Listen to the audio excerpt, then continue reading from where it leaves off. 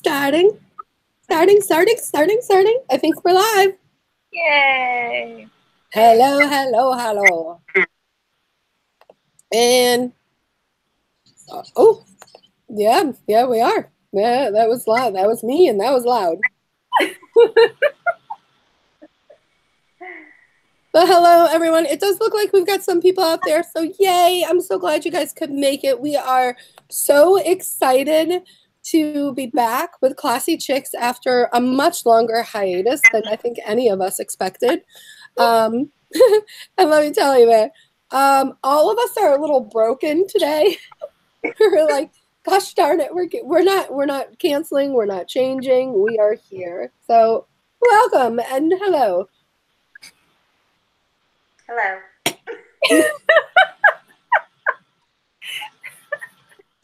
As you can tell, we are as polished as ever. Time while you were sipping your tea. Yeah, it worked. We're not. We're okay with awkward silence, right? We're nothing if not awkward. That's right. With me, as always, are my better halves. That is Cheryl from Modern Retro Gal. Hi. And Heather from How to Be Fancy. Howdy. One thing that is not fancy tonight is me. I'm already in my PJs, showered and ready for bed. But that's okay. That's the best time to like sit with your people and have some chats, right? Right. Well, we've got Bombshell Beauty, which is Yolanda, our admin one of our admins on the website. So welcome. I'm so glad you're here. You are the first guest, so yay. The lovely Cecilie Kitten is here. Hello. And Miss Golden Girl 5. Hi, ladies. You're back. To which we say, we are. So tonight we super exciting announcement. I think this is gonna happen.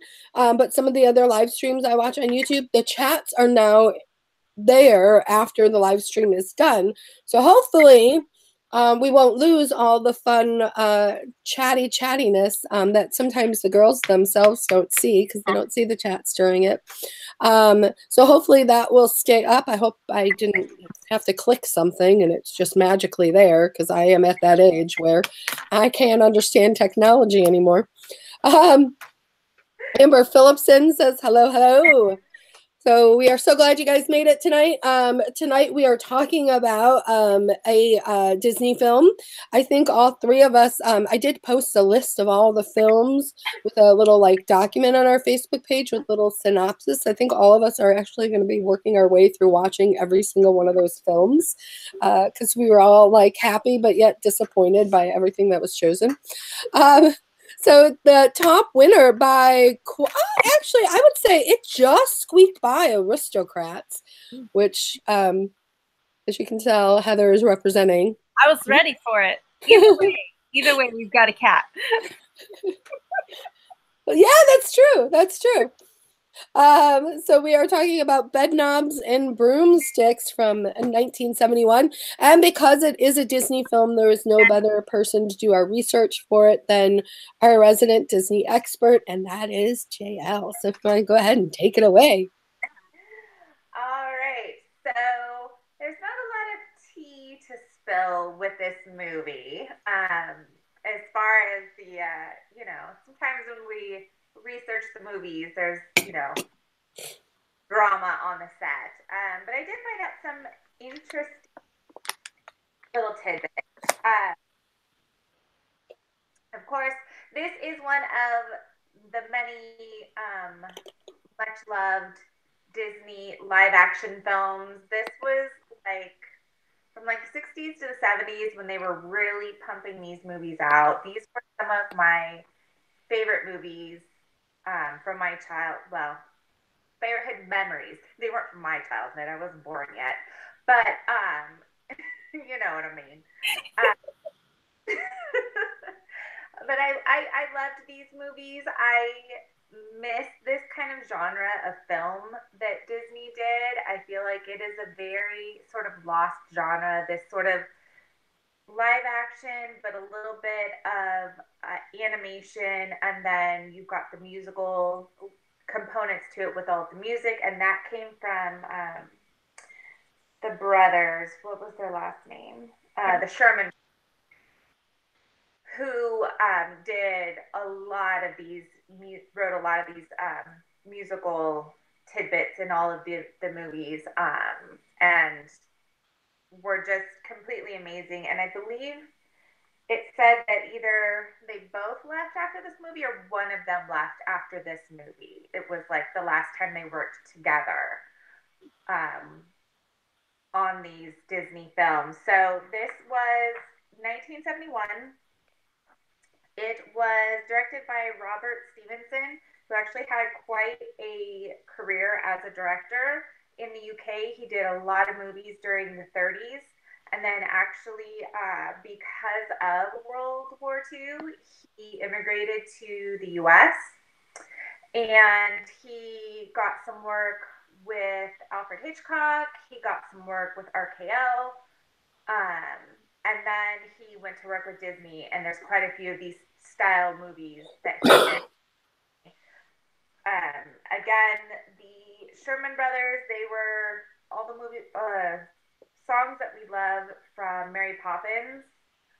They are the ones who wrote those songs. In fact, one of the songs in this movie, The Beautiful Briny Sea, was originally written for Mary Poppins, but it was vetoed.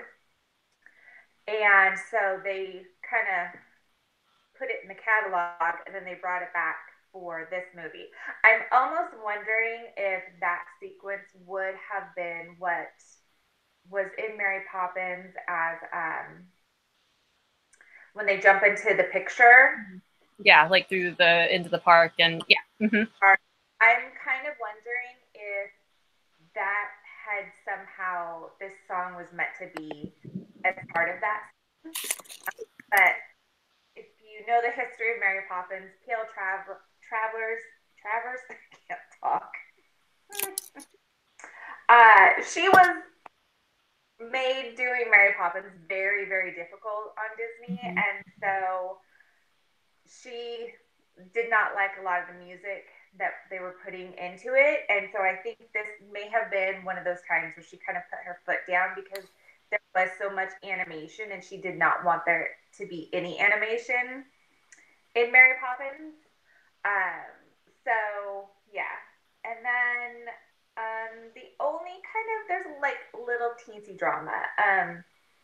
Angela Lansbury did not like the style of filming for this movie because because there was so much animation and so much technical effects that they had to follow the storyboards very technically. Everything had to be done just so. She couldn't do a lot of ad-libs. She couldn't sort of make the character the way she saw it. Everything had to be done a certain way because they had to be able to put those animation effects over the film. And she felt very restricted and constrained with her performance in that. Now, her character, originally, Disney had wanted Julie Andrews. And she's... Damn it, they took my pick. I know. I read that, and then I was like, that's who I would have done. First, she didn't want to do it because she owed Disney for really helping launch her career. She went back and said, you know what, I'll go ahead and do it. But they already had Angela Lansbury under contract, so they kept with that. And let's see. There was a couple other actors who were up for David Tomlinson's part. He's was he the kid? Emilius. He's the guy. Okay. He's the dad from Mary Poppins that's also in this movie. Mm-hmm. There was another actor who apparently said he would only do it if he could get top billing, and Disney said no. So they went with him. This could have been a really interesting movie had had Julie Andrews actually been in it, because this was after Mary Poppins, and this actually would have come out before Mary Poppins, but PL Travelers gave them such a hard time getting the rights to the book for Mary Poppins that it pushed Mary Poppins out. So this actually would have come out a lot sooner. They kind of tabled this movie until they got Mary Poppins dead, and then they did this one. Which I don't think did this film any favors. No. Yeah. This was the last Disney branded film an Academy Award until Little Mermaid came out in 1989. There's some other Disney family offshoot movies that got an Academy Award. This got an Academy Award for what? It got it for where did I write it down? It was like, I forget what the Academy. Yeah, it was for best special effects. Oh, okay. Yeah, but this was the last one they got until Little Mermaid came out. So crazy. And if you want to go back and watch it again, there is a hidden Mickey in the soccer scene. I will not tell you where to look for it, so you will have to go back to that soccer scene and sort of slow-mo through it to find where the hidden Mickey is. But they did put a hidden Mickey in that It's a fun scene. one. Huh? I said it's a fun one. I saw it. I found it. So yeah, that's about it. I mean, the only other thing is some of the people connected to the movie also had connections to World War II, either leaving the UK to immigrate here or serving in the war. So that's about it. Nice. Rachel says she saw the hidden Mickey. Oh. Yeah, a lot more people came and joined us, which was fun. Patricia is here. I already said Rachel. Our best friend in your thread is here. Betty Fairfax, Tiffany M, Sadie Sweetheart, Miss Margaret, Natalie, and if I missed anybody, I'm sorry. So. Of course, the next question that comes is, number one, did you like the film? And for those of you that have seen it, of course, let us know your overall thought on the film as well, whether you liked it or not. And also let us know if you did rewatch it, if it was a rewatch or if it was the first time you've ever seen it. Now, I will go ahead and go first, because then that way I can drink my tea. Not spill it, because there was I brought tea, I couldn't even spill it. No gossip. This was a rewatch for me, and it probably has been since childhood that I've seen this. Okay, here's the thing. I'm never not gonna like a Disney film. Just there's something, I think I even wrote it down. There's a comfort. Like when you sit down for a Disney film, it is like putting on your softest PJs and sitting around a fireplace with all the people you love in the world. And there's just like a comfort and a happiness to a Disney film. You kind of know what you're getting into. You know it's going to be a good ride. For the most part, there are some exceptions. There will be happy endings. For the most part. So sitting down to watch this film, I was so ready. I was just like, yay, I can't wait, because all the scenes that like played in my head, and one of them was the underwater dancing. One of them, I always called it Mushroom Street, Portobello Road. The bed, the broomstick, all of that stuff. And those, again, it were the highlights in the film. I would say, though, out of like all the Disney catalog, it sits somewhere in the middle, like the lower middle for me, just because there's just something that's not Mary Poppins. And I feel like there's so many, in my mind at least, there's a lot of similarities between the two films. And because of that, the live animations mixed with the live action, and just like these like kooky, fabulous women, that I always compare the two. And I feel like I do a disservice to Angela Lansbury in doing that, but I can't help but do it. The older kid, I can't think of his name, I've never liked him. I still don't like him. I think he's a brat. And I get the time period. But I mean, like I said, overall, I do like this movie. I do enjoy sitting down to it. The Portobello Road is one of my favorite things. One of the things I love so much about it is that I'm never not gonna love a good dance number. And while I wasn't a fan of most of the music in the film, there's nothing. What was that? Oh, there was nothing in this film that I like song-wise that I remember and sing in my off time. Because who doesn't sing Disney songs in their off time? But that whole dance number from Portobello Road, it's just, I love it so much because there's so many different styles going on.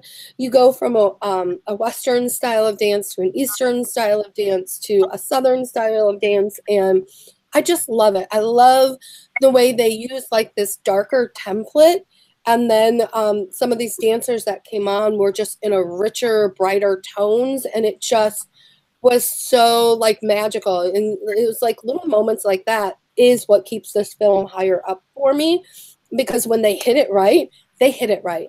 Like in the briny sea routine, the two of them dancing, even the way that the fish were animating and dancing, I was just like, it's just brilliant. It's just brilliant the way the movements that they have all these animated characters taking, that just in so few movements give you an idea of what they were doing. I'm not a big fan of the ending.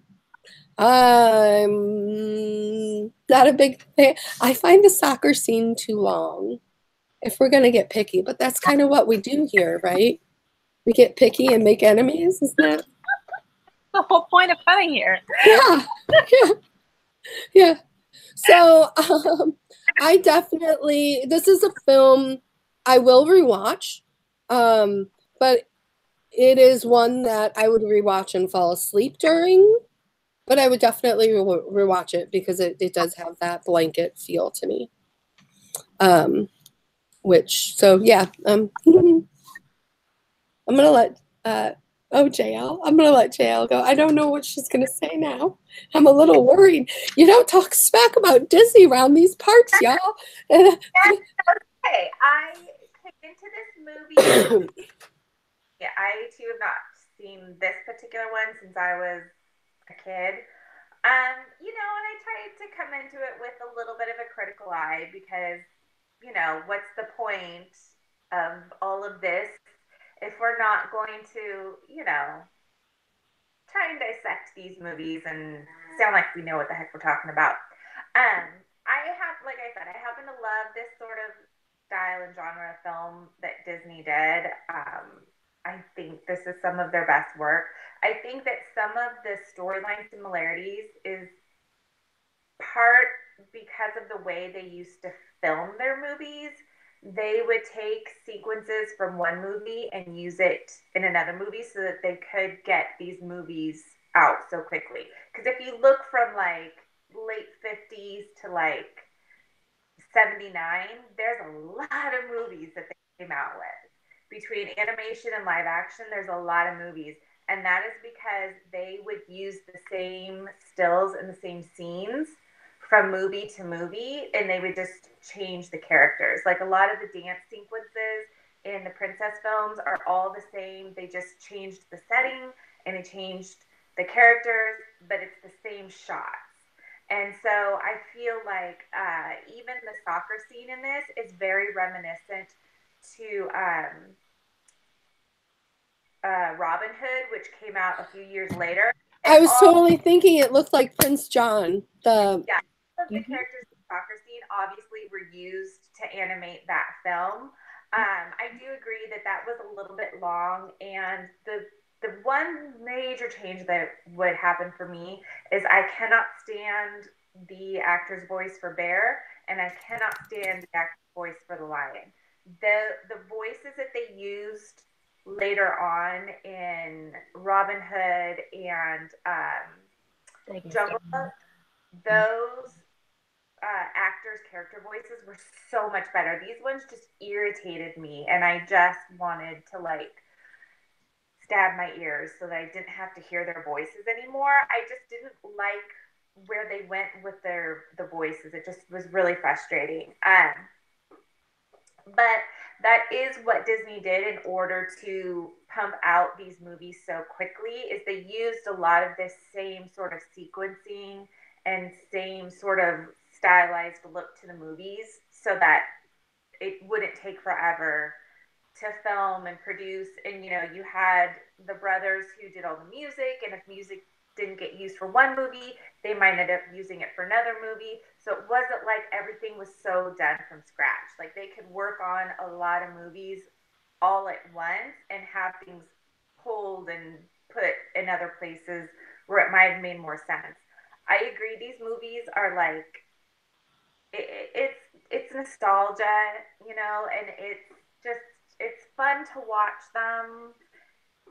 It's Disney, you know, and who else but Disney could take Nazi occupation and do an animated live action comedic musical appropriate for young children?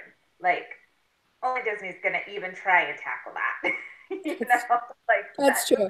I don't even think Hogan's Heroes did that. Like the beginning scene when he's asking, the British officer is asking where the town was, and the guy's painting it, and he goes, "Oh, I can't tell you because we got word that I have to paint the sign that points where it is." He's like, in case the Nazis come, he's like, "Well, I'm not a Nazi, I'm a British soldier." And he's like, "Well, that's what you would say if you were really a Nazi." Like that whole thing is just sort of, that paranoia is hilarious, and I do love it. I think that how much Mary Poppins was loved, I feel like this was, unfortunately, they came too close together and they were too similar. And you have a little bit of crossover from the actors in that movie. I think had Julie Andrews been in this movie, I would have liked a little bit more, or maybe if it came out first, I don't know. Or there was just more like spread out, or maybe the storylines weren't quite so close together. I mean, I do like Angela Lansbury in it, but I can see why Disney wanted Julie Andrews for this. I think because of her character, Mary Poppins is such a similar personality to the character. I almost think though then it would be too compared. It would be even more compared to Mary Poppins if it had been Julie Andrews. But yeah, I don't know. I think they either needed to, I don't know, somehow different storylines a little bit more. Did you also find it strange that Angela Lansbury is an amazing dancer, a beautiful singer, and I feel like they didn't really that was underutilized in this film as well. Yeah, it could be, and it maybe they, I don't know why, but maybe they just sort of had their heart set on Julie Andrews, and when they couldn't get her, they didn't really give Angela the chance to show it. And again, it has something to do with, like you said, how she didn't really like having to be so on script with everything, that maybe it kind of limited what she felt able to do. I don't know. But I mean, I think overall it was really well done. It's a fun movie to watch. It's nostalgic. It's one of those movies where you're entertained and you're gonna like so often watch it again and have fun. And it's not, you know, it's not, like you said, it's not their best film. I would agree. This is sort of like the bottom where I would sort of put it in range of like movies that I love. But Disney movies like Apple Dumpling Gang would be like high up on my list. Like those movies were amazing. But I just have to cut in really quick just because this is making me giggle hysterically. Miss Margaret said, well, maybe she just wanted to solve a murder in Maine.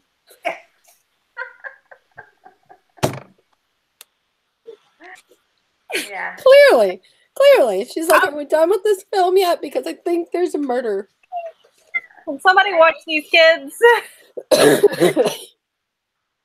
did think the ending was a little hokey also. I don't know how I would have had it ended, but I did find it a little like, okay.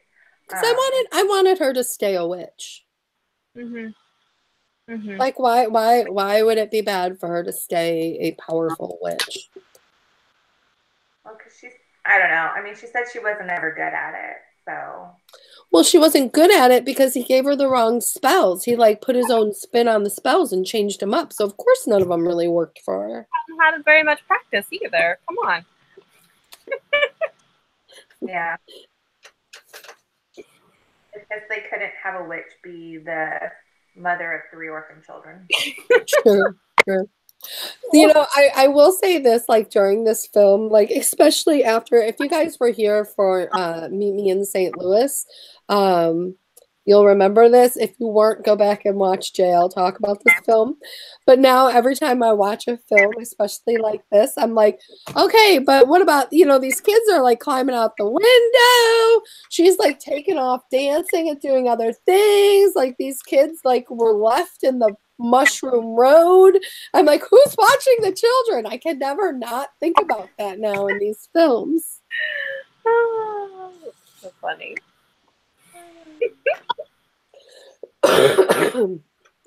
So we are going to move over to, why is no one watching the children? We're going to go over to Heather to find out her thoughts. And everybody, I think, in the comments agrees. Heather, you are bringing your hair game tonight. It looks amazing. Easiest thing I've done. I'll show you soon. Okay, so I haven't seen this movie since I was a kid. And when I was a kid, I remember this being one of my very favorite movies. But I think it's because only my grandma had the Disney Channel when I was a kid. And so I could only watch Disney movies when I was at her house. And for some reason, every time I was over there, this, I think, just happened to be the movie that was playing. So I've seen it quite a few times. And I've kind of forgotten a lot of it, honestly, because I think all of my favorite scenes happen, like you said, Jen, in the beginning. I love the very, very beginning when she like rides up on her little like bike and she's got like the goggles on as a very Catwoman-esque and her beret. And like, that's one of my favorite scenes of like visually, like is the very, very opening when she pulls up and you just know she's like eccentric and different. And I could totally relate to her then and I could totally relate to her now. So that's like one of, I love how they set it up, but I think as it progresses through, it loses me. But I do like you both have said, like it is one of, it's Disney. There's always going to be this magic there that no matter what the story is, you're going to fall in love with the character. Now this one, it was more difficult, I think, to fall in love with the kids. This film is almost like Mary Poppins and like, it's almost like Mary Poppins and Sound of Music had a child. Okay, I kid you not. Miss Margaret literally was Charlie, God bless Charlie. And she's like, oh, sorry, was referencing the Sound of Music. So even trying to like throw something out in her head, she got it mixed up. Yeah, it's funny. Yeah. So it's like they had this like little love child, but it isn't quite as charming as the parents. So it just doesn't quite have the charm that I think, and honestly, that comes down, I think, to casting a lot. I love Angela Lansbury. Like, don't get me wrong. I love that woman. And I actually think she's great as a witch in this film, but I think with the characters around her, they didn't build the charm into it through the casting like they normally do. And it's so funny to me watching it back. One, because it's almost like it's broken up into like 3 different movies. And so like Portobello Road is one section, because that's like 12 minutes long. I was like, how long is this?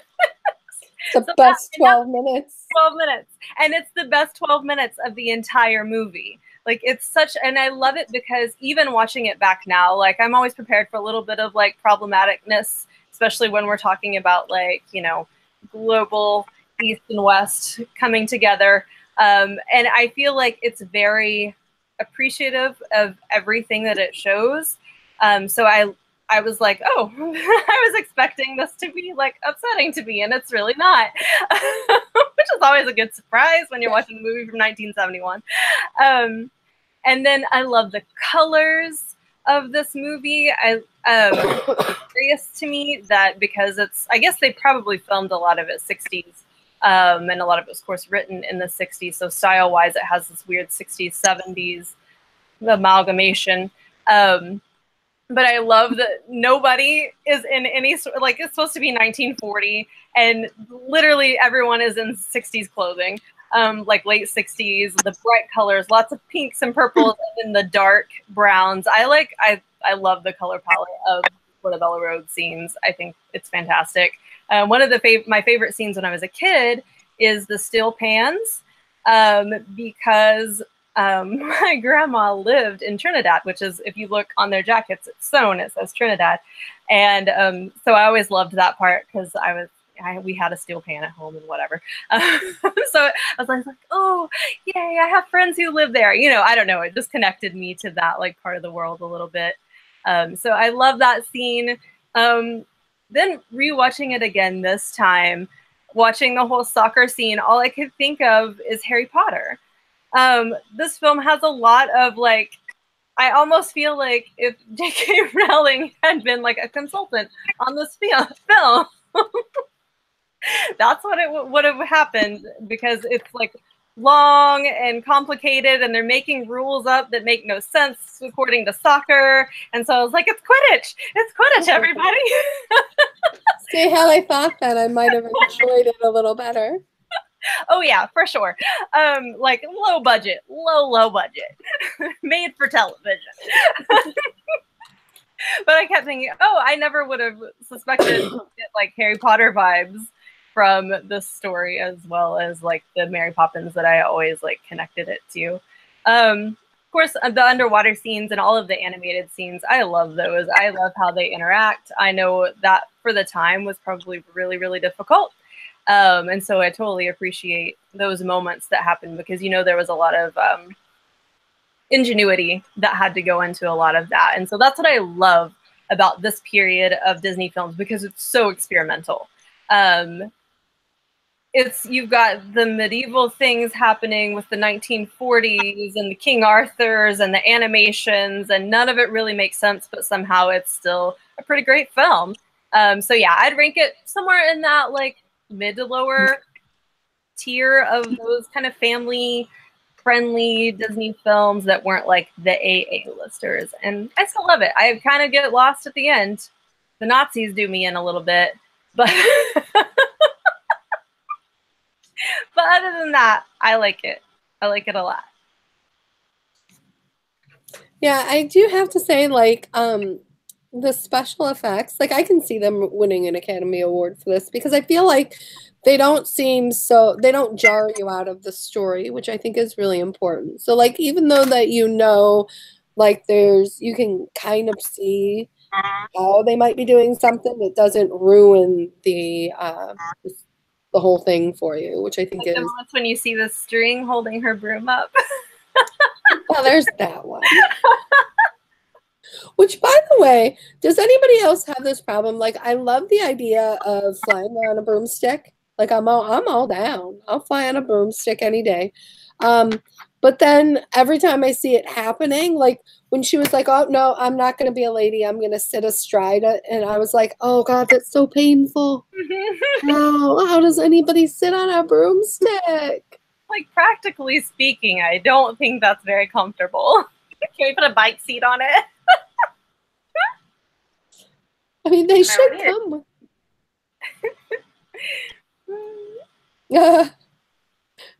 Simju said, "Bahaha, the Nazis do me in a little. So far, best 9 of the night." Well, you know, dang not.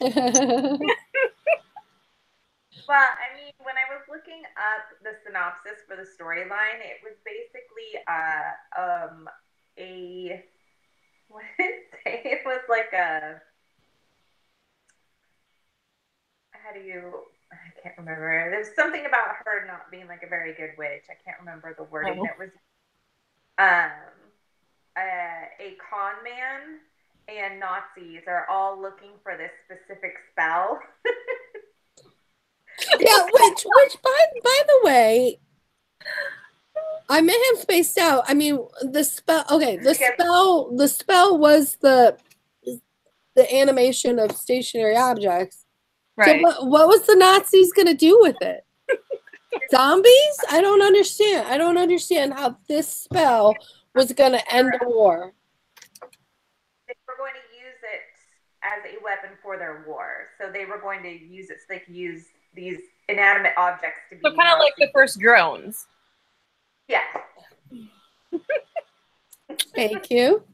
Put it in the nerd world. Understand it immediately. Thank you. Yeah. The was in like seconds of the movie and then just like disappeared, and I was like, it's supposed to be going after it the whole time too. It was just sort of. Yeah, Natalie said a witch, a con man, and some Nazis walk into a bar. ... Yeah, you know what? I do really think they missed a big opportunity with this film. Like, I mean, just hearing you say that, I'm like, oh my God, this film is going to be a riot. I would love to watch it. And maybe taking them to an island where they like put the animation in, or, you know what I mean? Like, that probably didn't have to necessarily be a part of the film. I mean, I enjoyed it, yes, but I don't know how much it served the storyline. So maybe have they concentrated more on that storyline of the Nazis and them trying to get that spell, it might have been a different movie. Yeah, because it was supposed to be like this race between her, the con man, and the Nazis to get the spell, and so that sort of got lost. Mm-hmm. Yeah, because the Nazis never ended up on the island. Yeah, and you didn't really see them like trying to get it from them like the con man did, but that was like one scene and then that was it. And so they sort of took a little bit too much time. As much as we all love the dance scene, the 12-minute dance scene took probably a little too much time. Okay, it's fine. They could have done it in 11 minutes. And the scene, the animation, probably really didn't necessarily need to go to the place because the little boy had it in his book all the whole time. But nobody ever listens to him. I feel which he never brought it up. So how are you supposed to listen to somebody when they never mention it? Somebody's not listening to somebody. Little Miss Carrie, the girl, had like 2 lines in the whole movie. Oh, those kids almost felt themselves like a plot device. I don't buy them. Except for Charlie's. Is that his name? Now I don't know if it is, but Paul was the little one. He was adorable. It's cute. Like the movie was actually longer, and they had to trim it down. So it could very well be that the original cut of this movie may have gone into some of that aspect of the storyline, but they had to chop it down because the theater that they were premiering it at had some kind of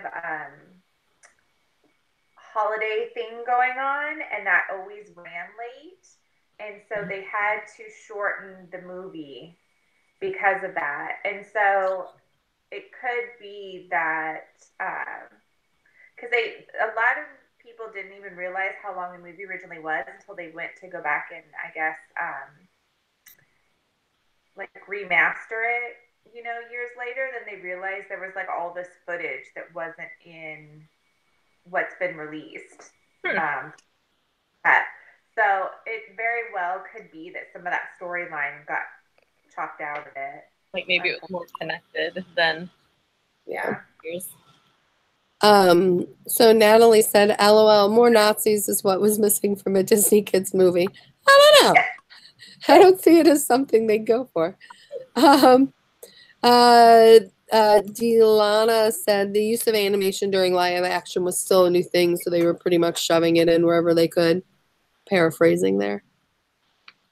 Oh no, that was a combination of Delana and Natalie. Miss Margaret's calling for a 2-hour Mushroom Road scene.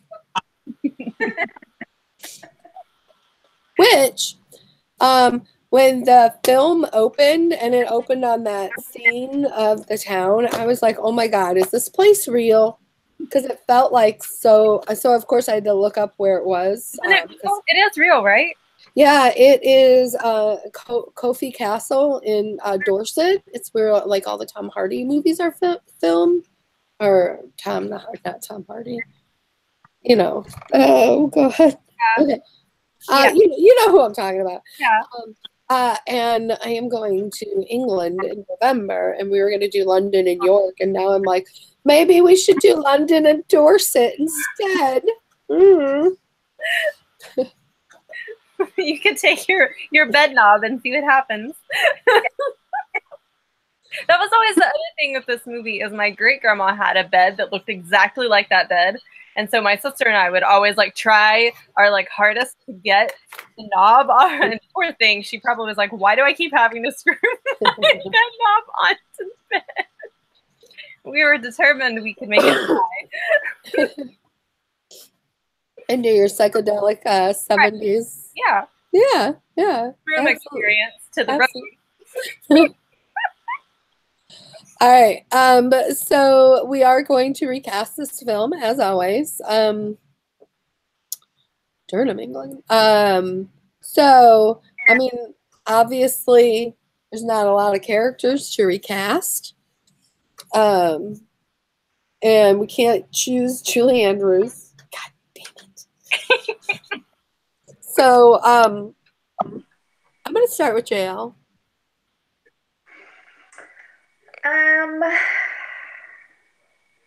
I feel like I would actually leave Angela Lansbury in this film because I think that I would recast Emilius, his character, and take out Mr. Banks from it to help kind of separate some of the Mary Poppins crossover to kind of make it its own movie. And I'm not exactly sure what I would put.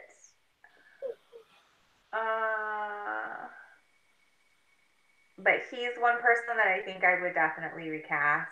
I just can't quite like put my finger on who it would be. I also feel like I would recast the oldest boy and the girl. I would leave the youngest boy because I do think he was really cute in his I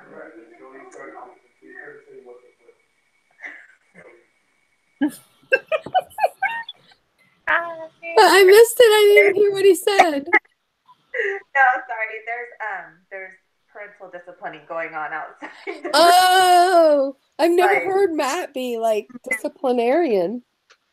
I think I would actually put the daughter that was in Mary Poppins. I think she was really cute in this one. I kept thinking, I was like, is that her? No, it's not her. And I kept like going back to it thinking she would be really cute. The older boy, I don't know. I don't really know who I would put. I just know they need to be other people. Those are the people that I would recast, though. Friday catch-ups here. Yeah, she was at the Mummy Museum exhibit at a museum. That sounds amazing. So I apparently can't talk without my Lady Luck comb tonight. So I would a lot of people agreeing with JL as far as Angela Lansbury.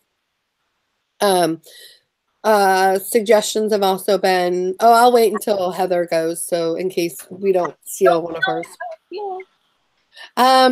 I I'm gonna do, I'm just gonna get crazy with this.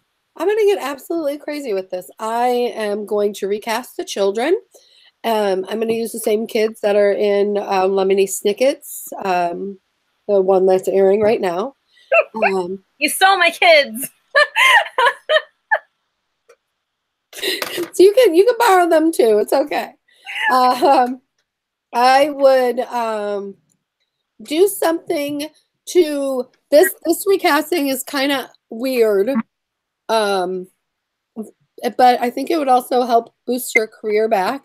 But I would cast Angela Lansbury's character as Taylor Swift. Yep. And I would cast the guy. Okay, let's just keep it real weird. Benedict Cumberbatch, because I'm sorry. If you don't know where to go in life, you don't know what to do to make things better, just put a little Benedict in there. Agreed.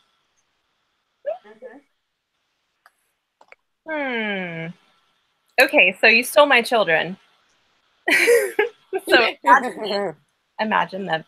Here they are. The adorable little baby that I love so much. Oh. And I literally don't think babies are cute, and I think that is the cutest baby in the whole world. Sorry to all the babies out there. Okay, so I'm gonna recast it modern, I think. Because if I were recasting older characters, I think I would pick like Judi Dench or someone like that. And maybe like Colin Firth. My older actors. But if we wanted to bring them a little bit kind of middle-agedy, I think I would make her Claire Foy. Who is Claire Foy from The Crown, the Queen. Oh, yeah. I would make her Angela Lansbury, Mrs. Price, is that her name? And then I think for him, I would choose Hugh Laurie. Because he's got that like stoicness about him, but then there's like, I feel like it could come loose at any point. It might be fun. I don't know. That's my like more modern day, like if we were recasting now. I like him. I think that's who I'd pick. I would actually really like them to, I would actually really like to see them redo this movie. I kind of would too. I think it could be a lot of fun.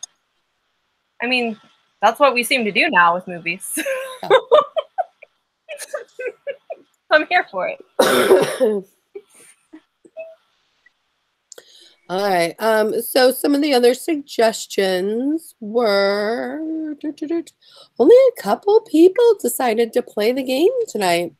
Animal Rescue Geek, who squeaked in on us. Glad you made it. Said Mary Tyler Moore, which I think is an excellent choice. What if it were an American casting? Oh, by the way, were those kids actually British? I don't know. The oldest one is so over the top that I don't know. Because I feel like when I try to talk like a Brit, that's what I go for. Hello, pip pip, cheerio. You know, I sound like Dick Van Dyke. Which I don't even know if they even, what is it? It's that Cockney, I think. I could be wrong. I'm so sorry if I am. But I don't even know if it's really all that spoken anymore. I'll find out for everybody. I'll go over there and do some research. I plan on getting off a plane and yelling, Bobby Ping! Miss Sadie's sweetheart said Doris Roberts. Okay. I can see a younger Doris Roberts. So we're the what? Bryony Fisher from Mrs. Fisher. She could have done it. Jeffrey Rush as the professor, Dark Rose says. Yeah. I would love to see them remake this in a totally different way. I think that could be a lot of fun. Like, I almost want to get my crazy kids in the neighborhood together and put on a play in the backyard kind of thing. You know what I mean? Danielle might get mad. They're not supervised well enough. Kids gone wild.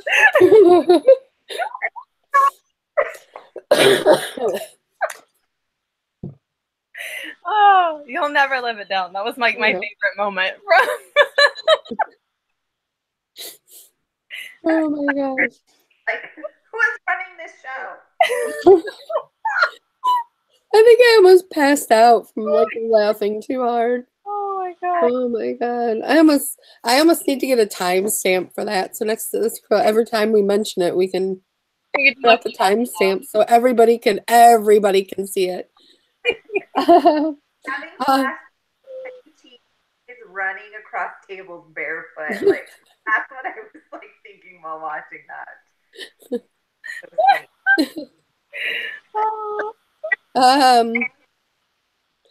So some of the fun things I saw kind of going on in the chat, Miss Margaret was talking about, like, well, a couple of them, Tiffany, Rachel, Miss Margaret, Dark Rose, they were all talking about like freedom, perspective, like then versus now kind of thing.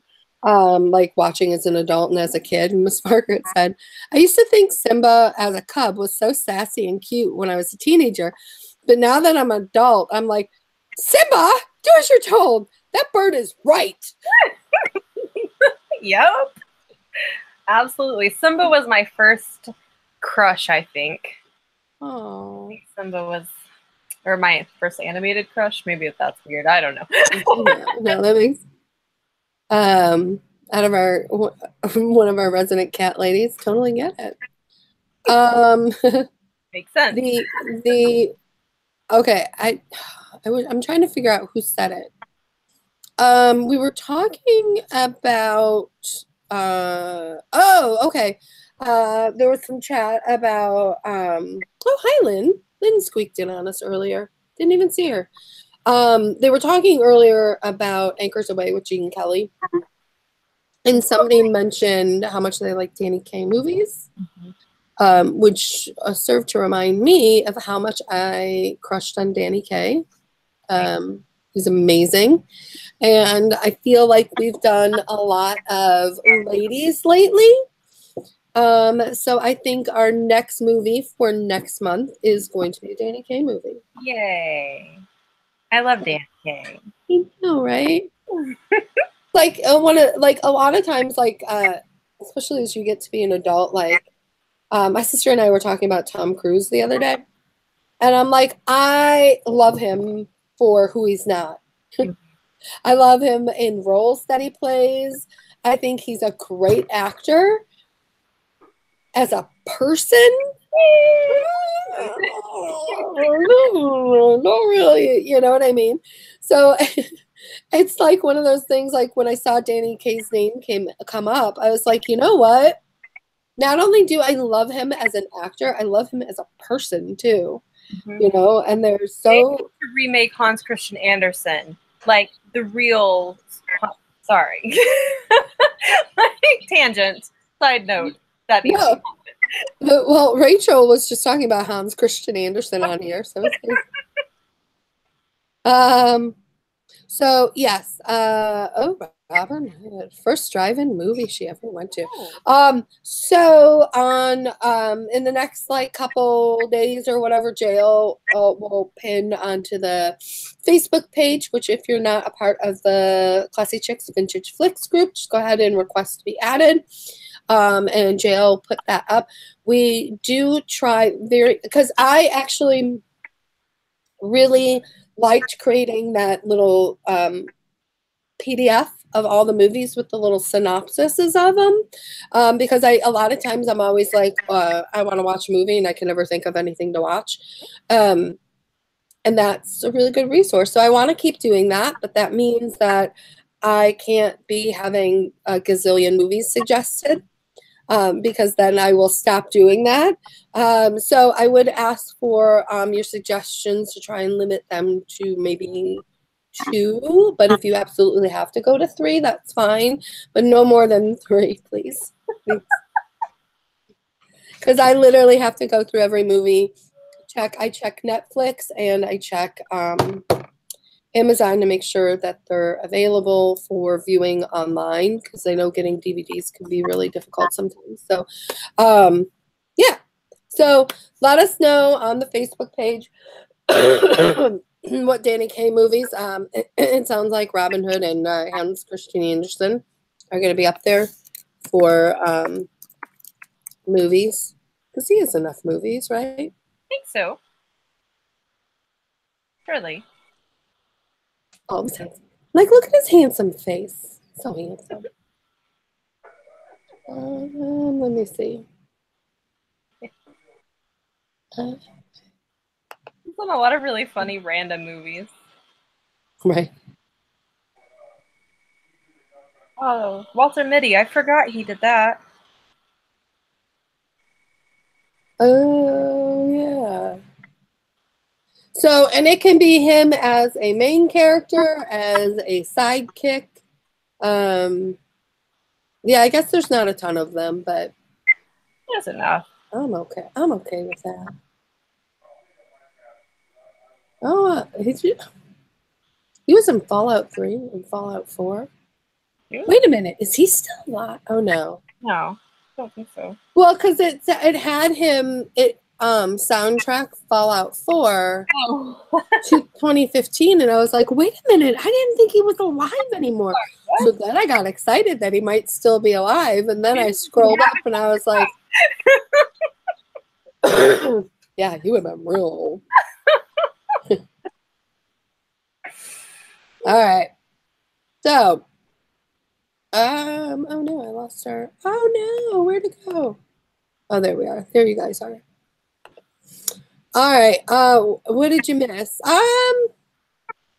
Not too much. Oh, Natalie knows every Danny Kaye movie. So you will have at least 2 suggestions for us. All right. I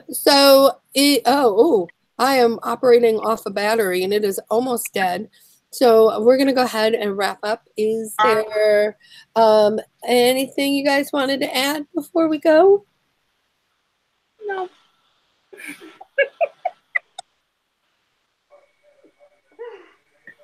All right. So keep the chat going if you like in the comment section of the video. Like I said, I think all the chat during the thing of talking will show up afterwards. So yay. Thank you guys so much for coming out. If you are going to miss us between now and the next live stream, you can go ahead and follow us on all the social medias. You can find Heather as How to Be Fancy. You can find JL as Modern Retro Girl, myself as The Vintage Vanity. And if you can't remember those, they will be in the description box below. I also, if you guys have a second, let me know if anybody actually utilized. I tried something new by putting the Face app as a Facebook event. And let me know if that actually was helpful for people. If not, then I won't do it. If so, then I will keep doing it. So I hope you guys have a great week. And I hope that you find magic in your day. And we will see you all on the interwebs soon. Bye, guys. Have a great night. Bye, guys.